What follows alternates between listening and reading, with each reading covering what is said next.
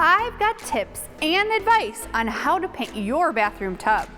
It's all part of my video series on a no demo reno in the bathroom. Here's all the supplies you're gonna need. This kit is a 2-part epoxy acrylic that has excellent adhesion, durability, and color retention. Each kit will cover 2 coats in a 70 by 110 square foot space, which is suitable for a bathtub. The first thing you need to do is make sure your tub is clean. Grab your gloves and wash away any mildew or soap scum with an abrasive cleaner like Comet. Rinse it with warm water afterwards. Next, use this tool to remove the caulk between the tile and the tub. You might need to take a razor like this to help loosen up that caulk. You need to prepare the surface by using an abrasive pad like this and some lime away.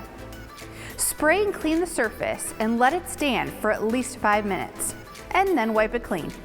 Then you're going to want to use a 400 grit sanding sponge. Once you've roughed up the surface, rinse thoroughly to remove all the dust.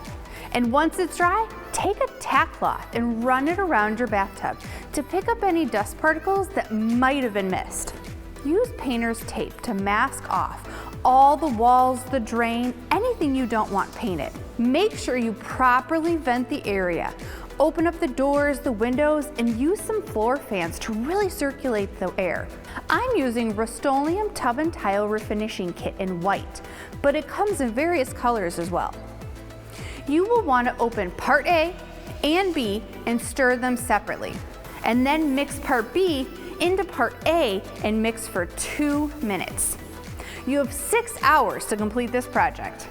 Apply the paint mixture using a small 4-inch roller with a 3/8 nap. This will give it a super smooth finish. Roll the paint in short motions, keeping a wet edge.